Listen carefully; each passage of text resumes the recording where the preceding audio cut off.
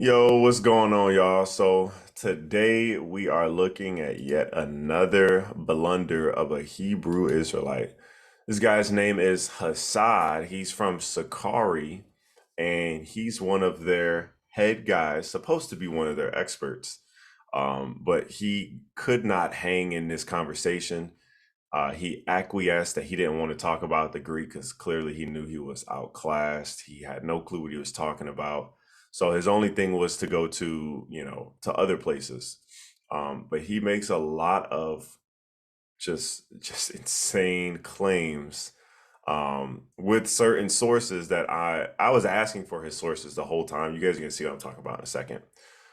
Just want to give a little background. We're talking about Matthew 1. Um, and actually, I was talking to somebody else before this. He called up Hassad.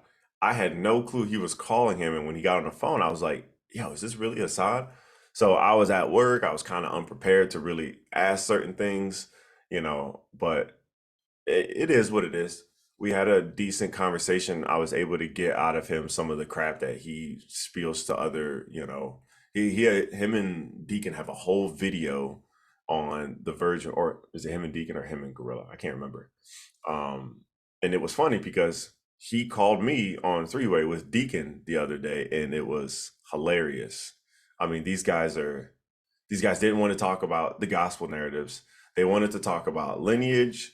They wanted to talk about what else? Lineage, sperm, seed, whatever. They also wanted to talk about prophecy. They wanted to talk about everything but the actual fulfillment in the story of Christ that would actually tell you if Joseph was the father. And I thought that was interesting. Um, and even and it's funny because that was only our second dialogue. We didn't even talk about the gospels. I said, "Hey, do you want to have another one?" He said, "No, we've had four already. Let's debate something else." Just stupid topic. Um, and then he's told me to hit up Deke. I hit up Deke. I was like, "Hey, let's have something." He's like, "Okay, cool." And then the day came. I told him the day and time. I sent him the link. He saw it and then just didn't open it. And then I was like, "Hey, do you want to reschedule?" And I have had no reply since.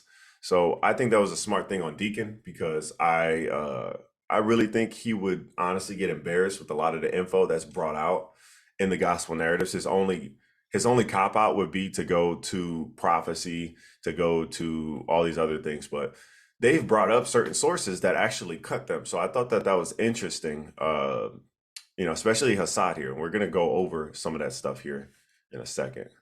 From Abraham begat Isaac, Isaac begat Jacob. That word literally means of a father begatting a child. A woman does not begat a child. A father begets a child, number one. Okay. So he says a father begets a child, a woman does not beget a child. I 100% agree, but what he's mistaken is that's not my point. I never said a woman begat a child.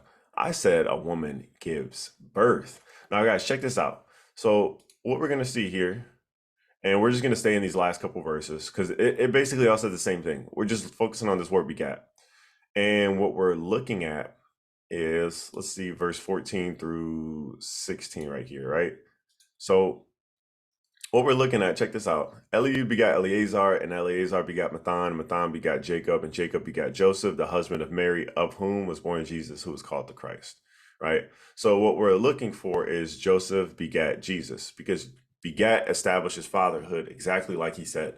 The reason why it establishes fatherhood, I'm sure he does not understand this, but I will break this down to you guys.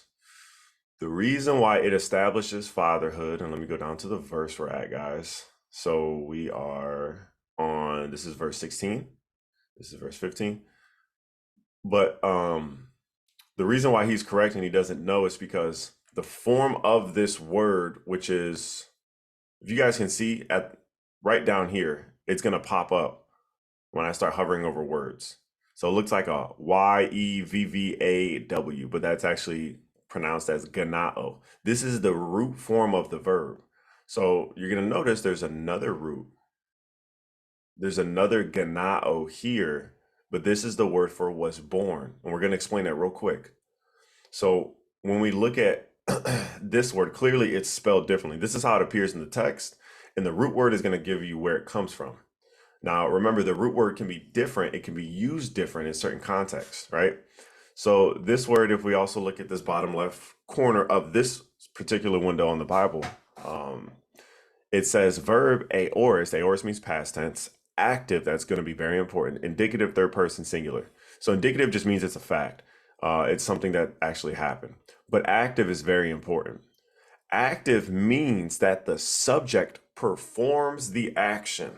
If I say I comforted my daughter, the word comforted would be in the active sense. It would be active aorist, active past tense. So the subject will be doing the action. Therefore, when we read Yaakov, which is Jacob, Yaakov de Egenesen, Jacob begat Ton Yosef, he begat Joseph, Ton Andra, the husband, Marias, of Mary, so Mary's husband. Mary's in the genitive case, meaning she owns something, right? So this is Mary's husband. And then it says ek es egenethe. So here's the part where it gets interesting. Ek es egenethe Jesus o legemenos Christos. So when we see here egenethe, we see the same root, but here's the interesting part, guys. Pay attention. It says verb aorist, so same thing as the last. Passive indicative third person singular.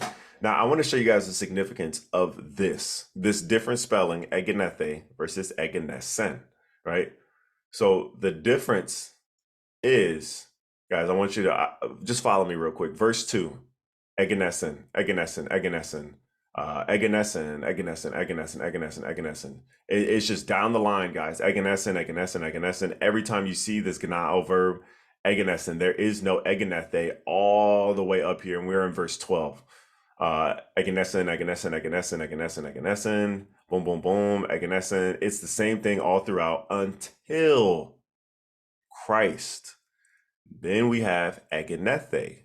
So up until this point, we have seen father egenesen, or begetting the son, fathering the son, right? That's how we know that that's established as the father.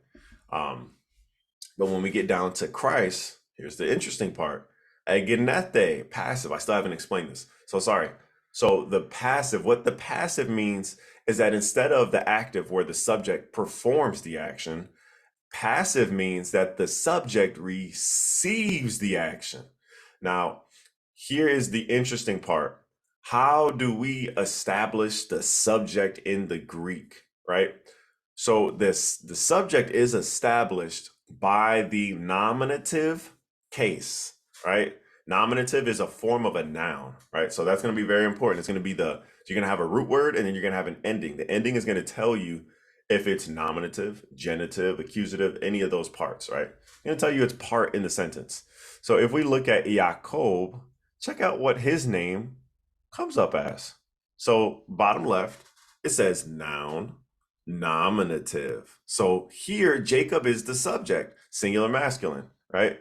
So Jacob is the subject. He performs the action, right? And then also interesting, Yosef, he has a definite article before his name, because sometimes the names are indeclinable. Like if you go on Blue Letter, it'll say indeclinable. But that's only on some names. Some names aren't indeclinable, meaning that they can have those endings that show you nominative, all the different noun forms. But anyways, he has this definite article. It's tone, which is the accusative. So the accusative means he's the direct object. Direct object means he receives the action, right? So either you have an active verb with a subject and a direct object, or what you have is you have a passive verb with a subject that almost in a sense acts as a direct object because it receives the action. So it is both the subject and the direct object in a sense, but you're not going to see that linguistically, but that's how it basically acts in the sentence, right? So let's check this out. Jesus, this is the nominative case. So as we go through, ton Yosef, same article here, ton Andra, so this is still accusative, Marias, noun genitive, and then we have a preposition ex. Ace is a pronoun, and then egenethe, which is that passive verb, Iesus. So Iesus and then Christos as well. They're both nominative because they're pointing to the same person. The nominative is the subject and it receives the action, right? So it receives the action. We're going to go to Blue Letter to look at definitions for you guys real quick in a sec. But I want to show you guys this. This is an important point. Actually, let me not get there first. Let me just pull this up. I want to pull this up real quick. I want to pull up a quick source. Okay, so here, this is BDAG. He gives us two references for, or he gives us a bunch of definitions for this, but we're going to go to two where it mainly pertains to Matthew 1. This one does right here, Matthew 1 and verse 5. He speaks about this. Well, he speaks about the ek, speaking about of the mother, right? So that's actually going to be important. Generally to cause something to come into existence primarily through procreation or parturition. Okay, and then check this out. I don't think this has anything. No, something different. Okay, here's the important part right here. So, sorry guys. Okay, so check out what he says here. To give birth, to bear. So it could be used as to beget, to father a child, to cause a birth, or it can be used to give birth or to bear. And check this out. It says ek theou genesasa paide, and it says a woman who has born a child to God. This is clearly, different types of literature, but it's speaking about the usage of the word. Check out his example. Passive, to be born, ek parthenou, and then I don't know why I highlighted it here, guys. Hold on, let me unhighlight this because this looks terrible. Okay, egenethe. So he uses that and he understands this to mean to be born. It's the passive. It's about someone being born, not someone causing someone to be born. That's the important part. And I believe, yeah, that's it for this definition. So I want to get back. So that's the difference between begat and was born. So actually, let me get it out because I don't even think I'll be able to go over it because he doesn't want to go to the Greek. So when we look at ex ace, ex is literally, it's the same preposition as ek. It's just a different spelling, right? So the times that we see ek are, for instance, verse 5. It says, Salmon de egenesen ton Boaz, Salmon begat Boaz, ek tes. This is interesting. Tes rakab, right? So it says ek tes rakab, which is of Rahab. Of course, we don't see this definite article translated. It's just showing you where it's at, the part, and just showing you the parsing of the name, because like I said, some names are indeclinable. So it says ek. Ek means out from, or it means the origination of something. So it depends on how the word is used and with which other words it's used with. Here particularly, it could either be translated as from or out from. I like out from better because it's speaking about the mother, and the child literally says, the father begat the son is out from his mother, right? And I say his mother because, check this out, I just noticed this. This is in the genitive. So Rahab is the genitive case. She is in possession. This is her son, right? So then just that's a quick note on ek. So as we look at down here in verse 16, this is the same word you see bottom left. It says ek. This is just a different spelling. So this means out from, right? So we're gonna see out from what? Because this is right before was born. Out from, and then this looks like an N. This is an eta, so you pronounce it as eh. So this is ace, or I'm sorry, this is haste. You have the man, I forgot what this is called, but basically this marking means you're gonna have a rough breathing sound. Or these are the breathing markers. So this is ex haste egenete. So haste is a pronoun. It's a relative pronoun, which is very interesting. Relative pronoun points to the last noun mentioned, right? The last noun mentioned. So for instance, we have another one. This looks like the definite article, but the breathing marker tells you that it's not a definite article, it's a relative pronoun. This is ho, and ho, check this out. Actually, I'm sorry, I'm completely sorry. I thought this was I thought this was a sorry guys, I thought this was a pronoun. This is actually a definite article, but it's translated in our Bible as who, so it threw me off. So ho is the definite article, but it is nominative, singular, and masculine. So when it says who is called the Christ, it's referencing this definite article as translating it to who. Anyways, hes is a relative pronoun which relates back to the last noun mentioned, which is Marias, but also it agrees with the pronoun always agrees with the noun it is replacing in case, number, and gender, right? So check out what this is. Pronoun relative, genitive, singular, and feminine. So guys, like there's no way you can say that this whom is Joseph unless we are going to say that Matthew was gender confused or that he was assigning people different pronouns. This would be the LGBTQ argument, guys. So let's not talk about pronouns in that way. This is first century.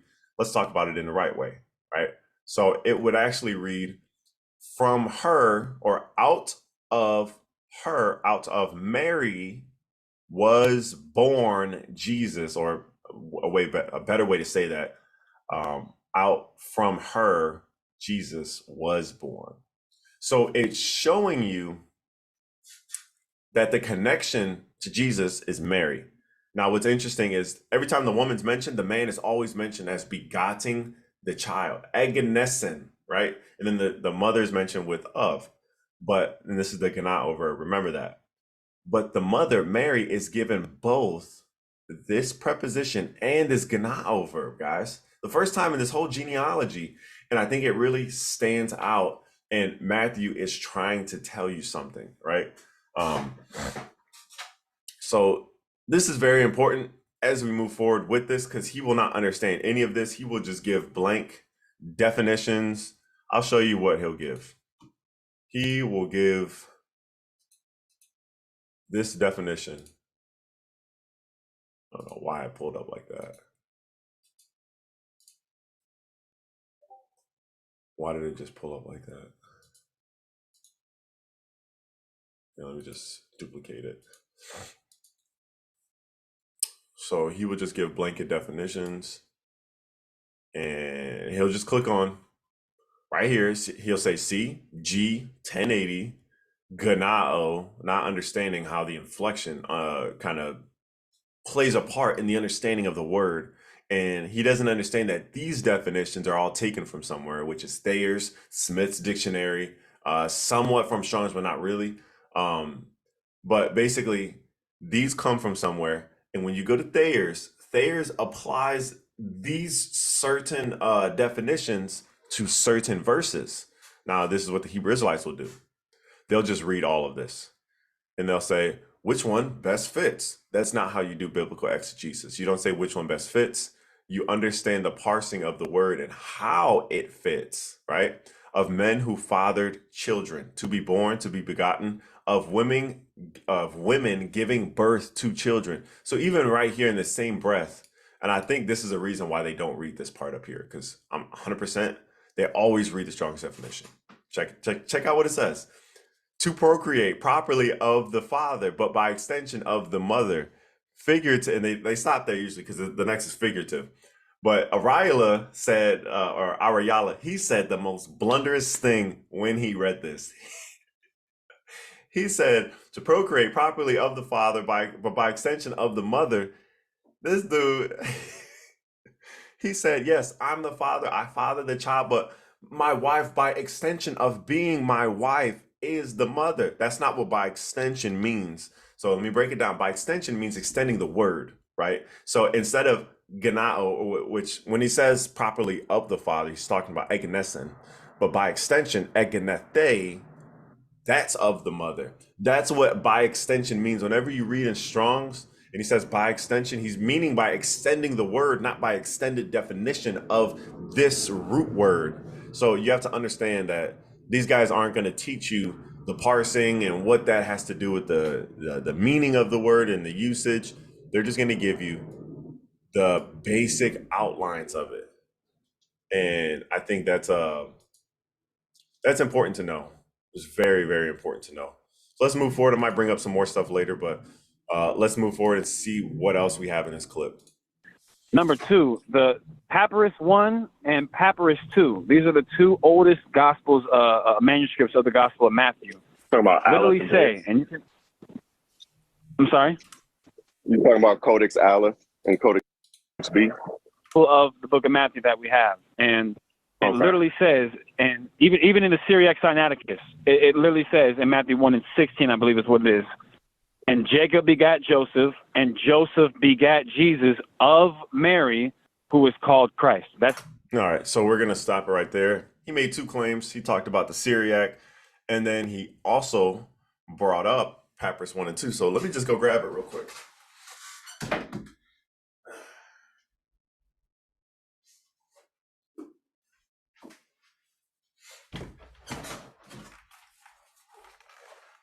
All right, guys. So we're gonna follow along, and I want you guys. I mean, you guys might not be able to read it, but here, am I able to do a?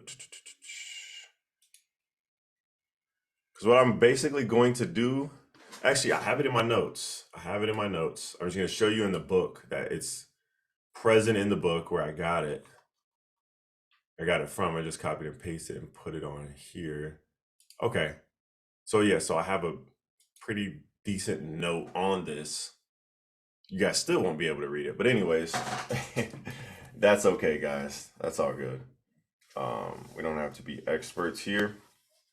So the claim is Papyrus 1 and Papyrus 2 both have Matthew 1, and they both say Joseph begat Jesus.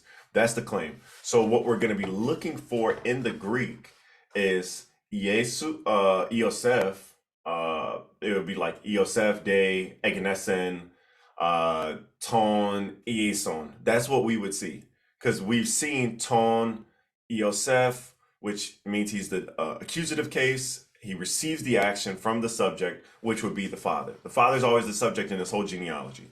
All right, you won't find anything different. The son is always accusative case. So notice, guys, every single time after Egnesen, you always see tone. Egnesen, you always see tone. You always see tone. You always see tone. You always see tone. You always see tone. That is a clear pattern that he is showing us. Egnesen tone. Egnesen tone. Egnesen tone. Tone. Tone. Tone. It's all over. There's no variation, guys. Literally, zero variation. The only variation is in verse 16, right? So we will be looking for Iosef de Egnesen ton Jesus, something to that effect. And then the mother's mentioned, so it would be like Ek Maria Marias or something similar to that, right? So just want to point this out first. So if we pull this up, this is actually pretty cool thing I have here. I don't think it's under it is. All right, but I don't have Papyrus 2. I think it's under my Greek manuscripts one. Yeah, it's under here. New Test. No, it'll be under. Excuse me. I'm like just waking up, guys. So bear with me. There it is. Greek New Testament manuscripts. All right, so this is perfect. So I can even show you on here. This is kind of how I found it. This is manuscripts of the Greek New Testament by Rick Brannon. So Papyrus 1, and it's nice because every papyrus tells us the dates. This is a very early date, which, yeah, this is probably one of the earliest findings of Matthew 1. I think this is a great source he pulled out. He just didn't understand what it said because he doesn't know Greek. So that's his biggest mistake, honestly. And then Papyrus 2, if we check out the contents in Papyrus 2, it says Papyrus 2 witnesses passages from Luke 7, John 12, Matthew 1. Oh, no Matthew in there. Okay, so this one just doesn't have Matthew altogether. So that's why I kept asking him. I was like, hey, this maybe not in this conversation. Actually, in this conversation, but not in the clip that I showed you. I kept asking him, I was like, hey, where's your source at? I want to see who's telling you this, that this is what this says, because they're an idiot, clearly. But I didn't know it at the time that I was talking to him on this video. When I talked to him the next time, I was like, hey, what was your source on that? Because, yeah, it didn't say anything you said that it was claiming to say. All right. So this one has Matthew 1 and Matthew 1 and 16. Can we pull it up here? Testament. Oh, we have a whole thing here. That's actually fire, but I don't know how to sift through this yet. All right, we're gonna put that on hold. What about NA 20? No, that's still Novum Testamentum. See, here's I think it's right here.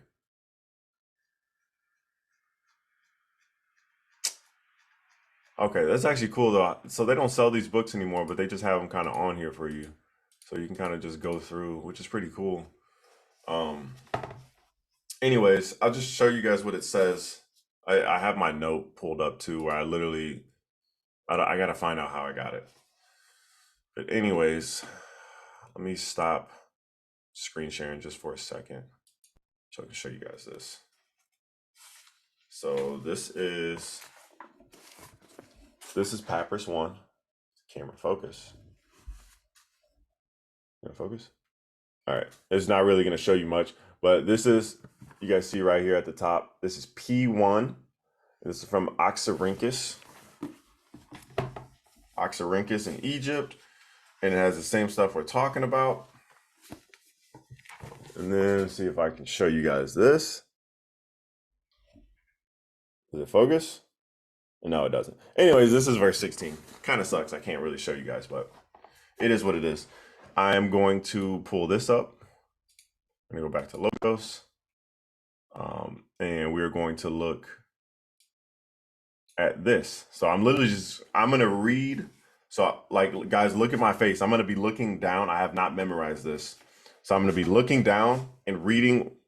I want you to try to follow along with what's on the screen. All right. Actually, you know what I'll do? I'll read it on here and then I'll read it up here. So down here, my head straight down, guys. Jacob de Egenesen ton Yosef ton Andra Marias ex es or heis egenete Jesus ho legomenos Christos. All right. So this was Papyrus 2, where he said that it says Joseph begat Jesus. And now we're going to read right up here to see if there's any difference. Jacob de Egenesen ton Yosef ton Andra Marias ex heis egenete Jesus ho legomenos Christos. So guys, if you guys notice, I just read the exact same thing. So complete and utter lie, guys. Complete and utter lie on his part for saying that Papyrus 2, or any of those papyruses that he mentioned, says that Joseph begat Jesus. Now, he also mentioned the Syriac. So we're going to pull that up real quick. And just a little quick background on the Syriac. Syriac Sinaiticus was also found at Sinai. There are a total of, I think, 4 or 5. I said 7 in this video, but it's more so like 4 or 5. But anyways, it doesn't agree. The Syriac Sinaiticus doesn't agree with these other Syriac translations. It doesn't agree with any other translations except for one Old Latin, which is there's a few Latin versions. And it also does not agree with any Greek manuscripts we have today. Of the 25,000, it doesn't agree with any of them, right? So that's interesting, right? So he's still going to use the source. But what's also interesting is in another conversation, he said that Mary didn't come from Judah. But check out what I found. And this is the Syriac Sinaiticus. Actually, let me give you real quick background. So Syriac Sinaiticus does say Joseph begat Jesus, but it's not founded on any Greek manuscripts. It only agrees with one Old Latin version, so it's basically an outlier. And there's also a theory that the author, whoever wrote this, understood that word begat didn't mean actual fatherhood. The reason for that is because of the clear language indicating that Mary was born from the power of God, from the Holy Spirit, absent of Joseph.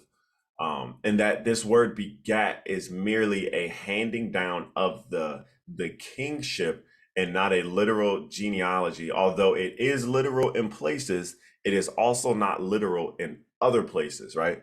So that's the important part, right? So I'm willing to accept it on those grounds, not in the grounds that it's saying that Joseph was the actual father of Christ. Because if he's the literal biological father of Christ, then you, Hasad, you have to explain how in verse 11, if these are all literal fathers and literal sons, you not only have to explain Salathiel begat Zerubbabel, but you also have to explain Zerubbabel begat Abiud begat Eliakim, all these guys that literally until we run out in Chronicles, that you see in Chronicles, because we don't see Zerubbabel begetting Abiud, but here's one that's even more clear that you can see in the scripture. We don't see Josias begetting Jeconias. Josias begat Jehoiakim. Jehoiakim begat Jeconias. So Josias is the grandfather of Jeconiah. So he's not the biological father. You can argue and say, well, they're still in the same line. No. But the argument is that this begat means that it's a literal father. And no, that's not the case, right? So that's been debunked right there. But anyways, as we keep moving, check out Luke 2:5.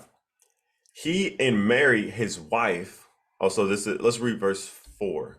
And Joseph also went up from Nazareth, a city of Galilee, to Judea, to the city of David, which is called Bethlehem.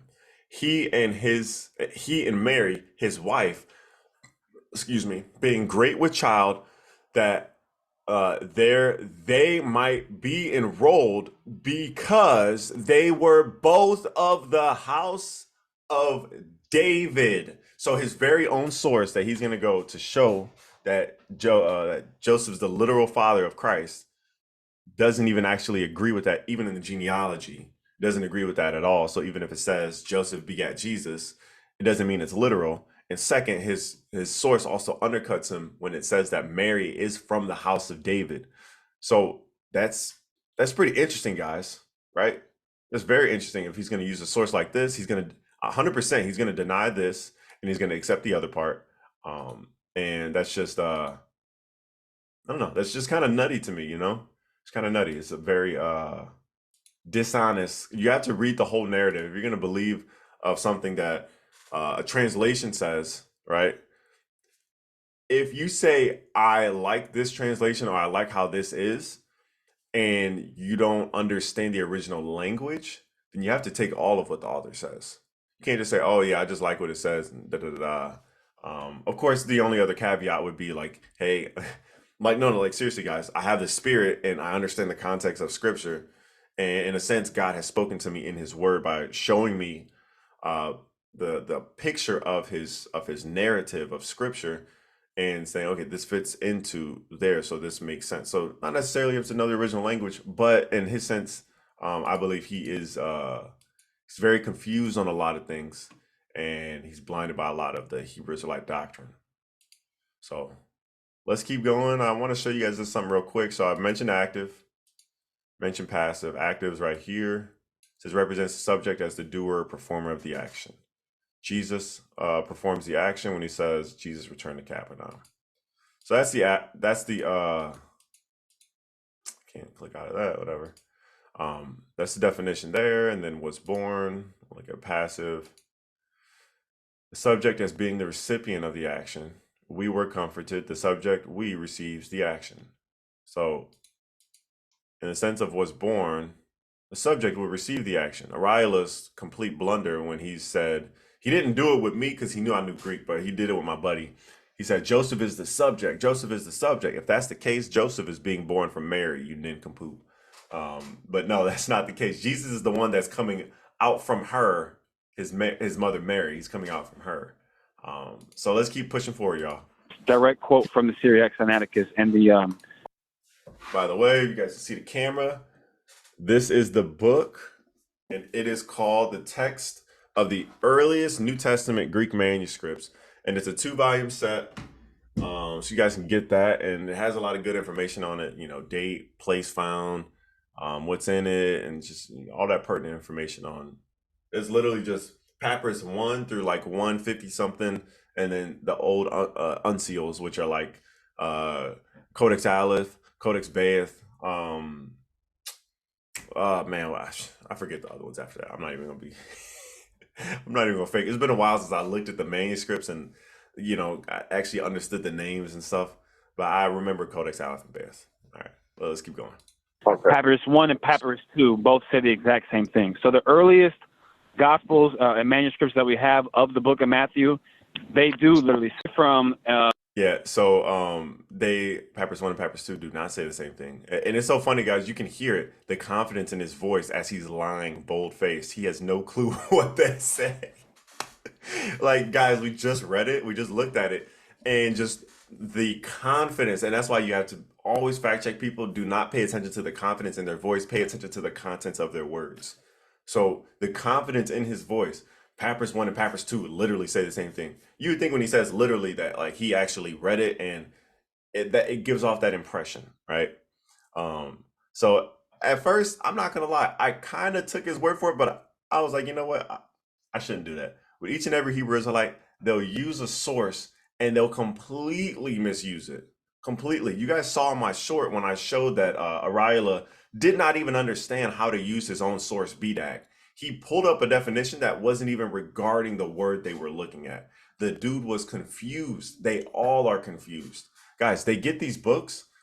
I guarantee you they don't read the preface. They don't read how to use the book at the beginning, and they have no clue how to use the book, right?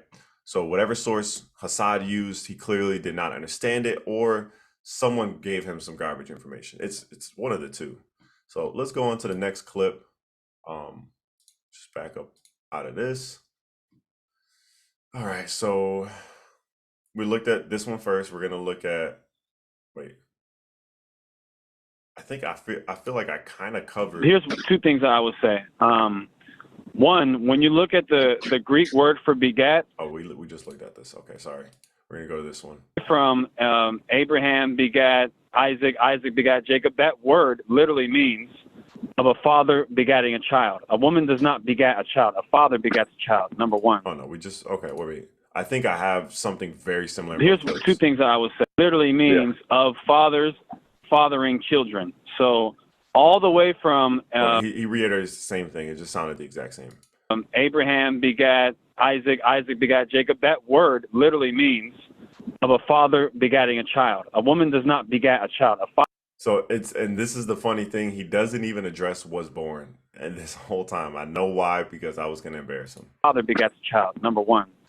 Number two, the Papyrus 1 and Papyrus 2. These are the two oldest. There he go with Papyrus 1 and 2 again. Gospels, manuscripts of the Gospel of Matthew. Talking about Literally Aleph say, and yeah, guys, I had no clue what Papyrus 1 and 2 was at the moment, so I thought he was talking about Aleph and Beath. literally says in Matthew 1 and 16, I believe is what it is. And Jacob begat Joseph, and Joseph begat Jesus of Mary, who was called Christ. That's all right. So we already kind of addressed this. We really don't need to go back over this. The dude is just confused, bro. I think the biggest problem is these guys. They're leaders, and they get into a certain position. They hold these doctrines, but they don't know Greek. They don't know Hebrew. And guys, it's completely fine if you don't know it, but when you're saying this means this, you're appealing to definition. When you appeal to definition and you're not relying on the original source, the original text, then you're not appealing to correct definition. When you don't know the original language and you're saying this is what this means because a lexicon tells me so, or da da da, and you're like, wait, huh? I understand looking at words to understand the relationship that word has with another and how it changes meaning. That's completely fine, because those are things we aren't aware of, right? But if we understand the root word and we understand the inflection of the word, we can understand its meaning in the sentence, right? So we're gonna go, yeah, check out. I think I don't know if he was just like unconfident or if he kind of knew by some of the stuff I was saying that I knew a little bit of Greek, but check out how he just acquiesces the Greek and he just moves on straight to Isaiah 7. Pull up. Okay, there it is. Yeah, and that's fine. But here's the thing. I think, and you might agree with this. Watch. Especially when we get into like the language of it, I believe it is for sure important. But it can be a situation where it's you say this, well, okay, well I say that, and now we're kind of at a standstill. Now I believe my argumentation is, and just honestly, no disrespect whatsoever, is definitely I have a better argument. But I think Well, Hassad, we saw your argument. We looked at your sources. Your sources don't say what you're saying. The Syriac that you presented actually disagrees with your position. So you have two sources falling on itself and your faulty definition that was not clear and kind of skating by anything of substance. Your argument is not better because you don't even understand what you're saying. You don't even understand why you're saying it. Um, so no, your argument is not better. And yeah, when you disagree within a language, um, for the most part, the reason why you would disagree is small nuances. That is, if you know the language. So, for instance, there's a discussion on the lack of the article and the presence of the article, right? That's an actual linguistic discussion that we could have and maybe disagree on. That's fine. But what we are going to disagree on is the basic nuances of the word. Eganesen, eganethe, what that clearly means, active versus passive.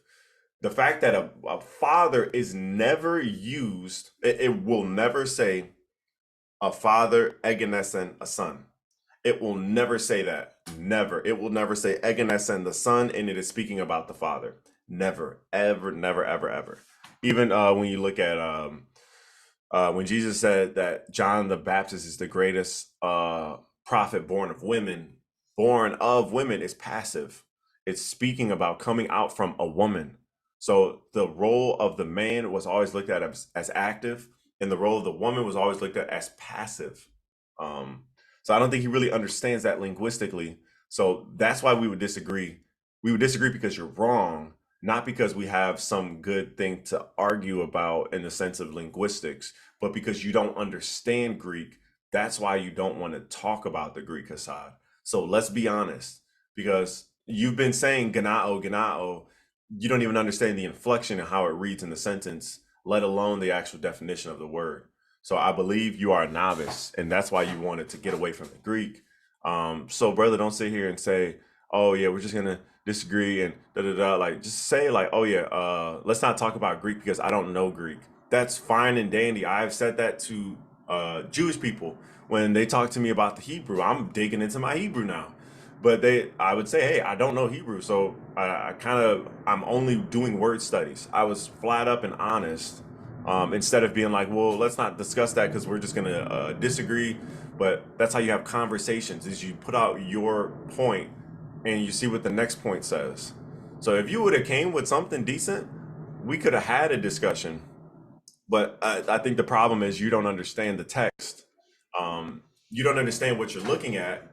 So when you go to Blue Letter, this is what you do. You go to Blue Letter and you click on the Strong's number, but you don't understand that, hey, it's giving you the inflection, it's giving you the parsing on the side. You go click straight on the Strong's number, you go straight down to the Strong's definition, and you think that's what it means every single time it's used. And that's terrible scholarship. That is literally, you just don't know how to use Blue Letter, you don't know how to research. I mean, it's very clear. Greek is not your expertise. So I don't understand why you hold that the virgin birth is false when you don't even know how to read the original language, because literally it's in the original language. And I can even break it down in English. But I'm just more used to the original language, and it's just, guys, it's very clear. And these guys are just, they're Ebionites, like we like to call them. You know, Eusebius spoke about Ebionites. Ebionites in the Hebrew tongue means poor, and they were saying that they were poor in intelligence because they denied the virgin birth and the deity of Christ. Um, so it's interesting when these guys are always misusing sources. Even Captain in vocab's debate, he used Julius Africanus, which is a quote from Eusebius.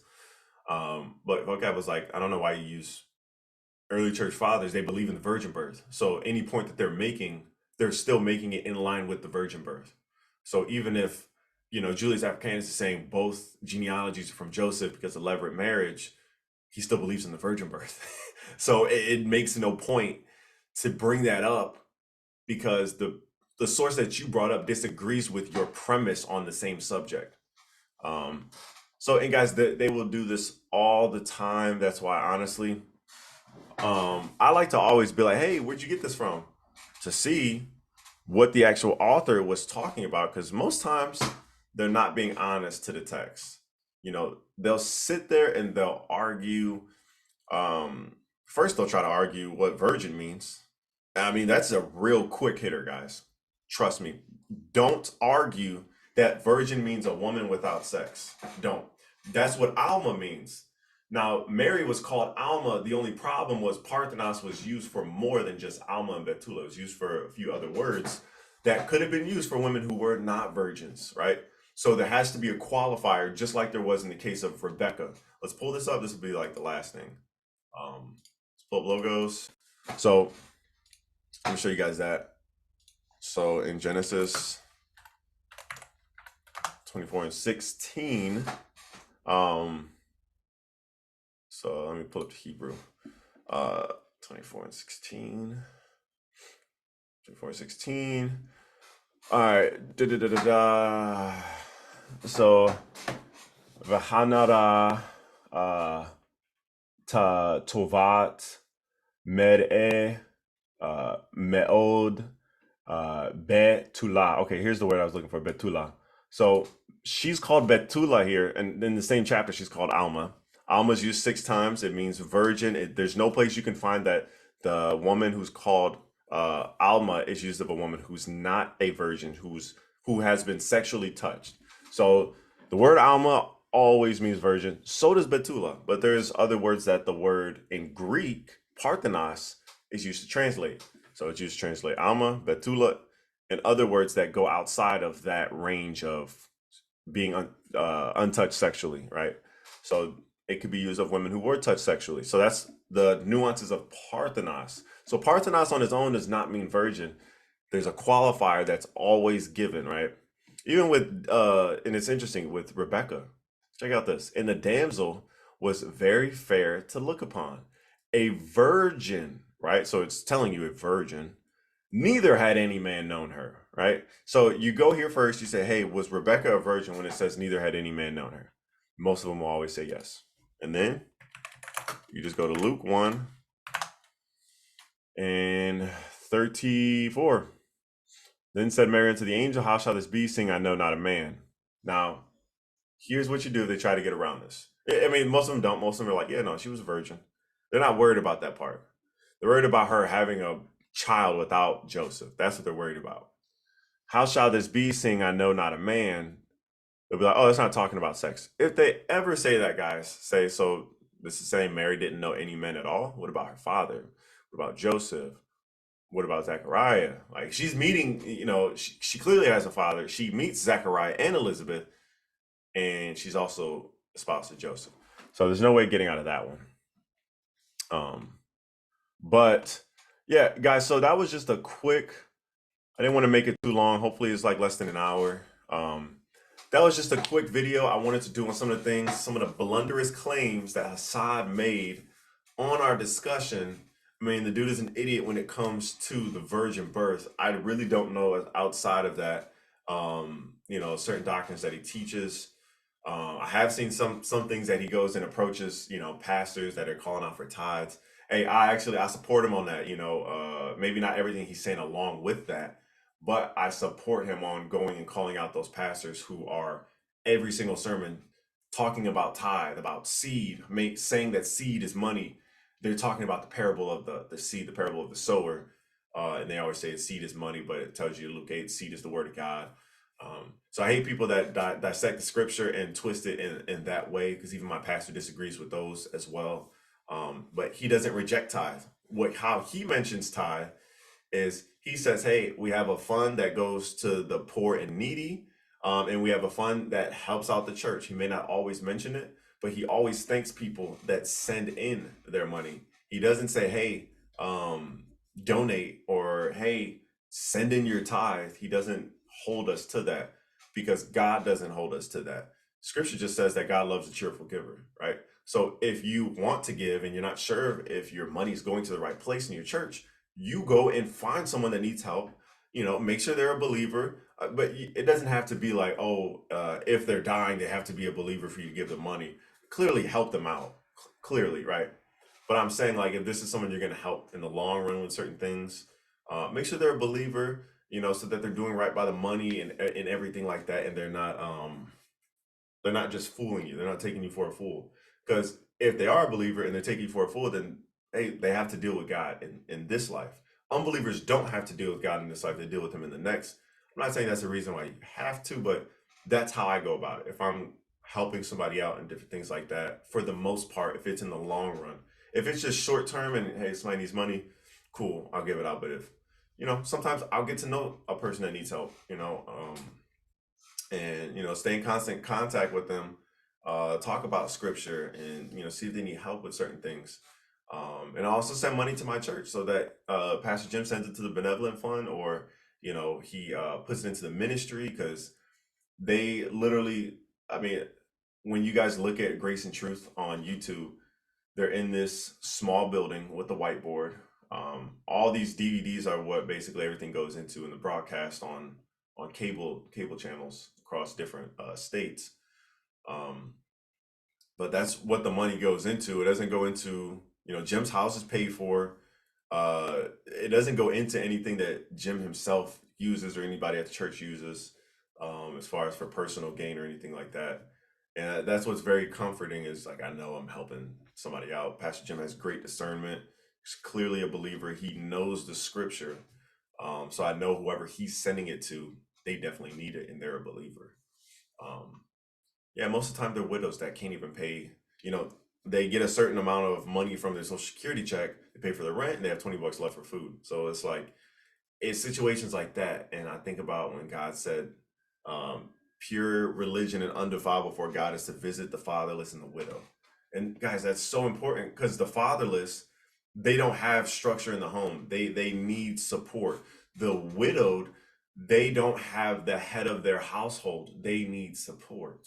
That's what that's talking about. And that's pure religion. That's pure reverence for God. Is to help out those in the New Testament. That's what James says, to help out those that God spoke about in the Old Testament, right?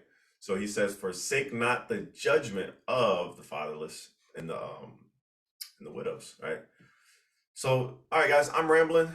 That's basically it. The next video, hopefully, if we're not able to get a dialogue with Deacon, I'll probably just end up throwing this up. If not, I'll wait like 2 days before I throw this up.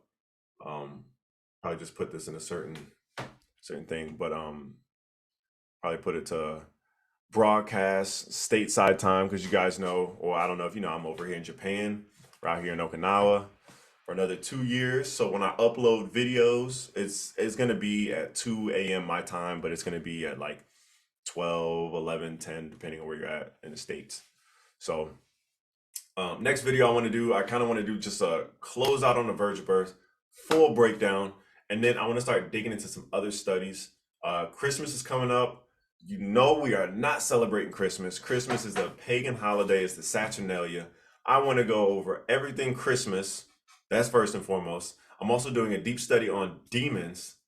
I want to bring that up as well. And then kind of just get some other things going. Maybe do short 5-10 minute videos to intro certain ideas, certain doctrines I want to go over, and maybe actually go over some false doctrine that's out there on the internet. That's always important. There's a lot of these influencers, a lot of people that don't read their Bibles, that are very confused. A lot of them aren't sheep. Some of them are sheep, and that is why we do this, guys. That is why we do this. That's why we talk to Hebrew Israelites. That is why that is why we call down false teaching. That is why we're so hard on false teaching. Because, guys, we are not looking, first and foremost, we're not looking for goats, we're looking for sheep. And second, we are called to be angry, and angry at what? The winds of doctrine, which is false doctrine, right? So that is the only righteous anger in which we are to be angry. We're to be angry at false doctrine because it leads the sheep astray. So we never get angry at, like, say, for instance, if the person is a believer, they can be a believer or not, it doesn't matter, because when I get mad at them, I'm not getting mad at them. I'm getting mad at what they're saying, at their doctrine. So I'm getting mad at the false doctrine, not the person. So we have to be able to keep that in check, especially myself when I have certain conversations. Emotions get rife, and sometimes it's hard to keep focus, everything that God said going into the conversation, how you're supposed to have this, what you're supposed to be angry about, what you're supposed to present, how you're supposed to present it. Um, you know, but we also remember other things, like when Jeremiah ripped the beards of those Jews. Or was it Jeremiah or was it Paul? See, I got to touch up on my prophets. I'm getting close. I'm starting up Exodus. Kind of just keeping my studies moving forward. I'm on Hebrew this month, going back to Greek next month. And man, second month of Hebrew, man, I feel so I've been studying Hebrew longer than that, but this is my first month where I'm just doing a month at a time, and I'm doing each and every translation exercise, grammatical exercise, and studying vocabulary like deep every single day. Before, I was just maybe every day, every other day, I was studying it, maybe 30 minutes, maybe. But now it's like dedicated an hour at least every day reading just a certain agenda, or not, a certain curriculum I'm sticking to, so that I can actually learn Hebrew and not just muddle through it and just kind of pick stuff up. Like for instance, I've memorized Genesis 1 through verse 5. Part of the Shema Yisrael, Yahweh Eloheinu, Yahweh Echad. I've memorized that, and then also some of the next verse as well. So it's starting to stick. I'm gonna do the same thing with Greek. But anyways, guys, that's just stuff that's going on with me. We're looking at stuff in the future, different topics. Also, Tone, I did not forget about your topic. Tone wants me to look at the differences of Paul and James when they spoke about faith and works, the whole understanding of faith and works. I posted a video of oh man, I forgot the guy's name. RC Sproul. RC Sproul was talking about that basically, which I haven't dug into the topic itself or what RC Sproul said, but I just kind of put that out there to give you something, Tone G, on the subject. But don't worry, I 100%, I know I literally got a book like a year ago on this exact topic. So we'll be pulling that out soon. Anyways, guys, thanks for stopping by. Thanks for looking at the video. Until next time, y'all. Have a good one. Peace.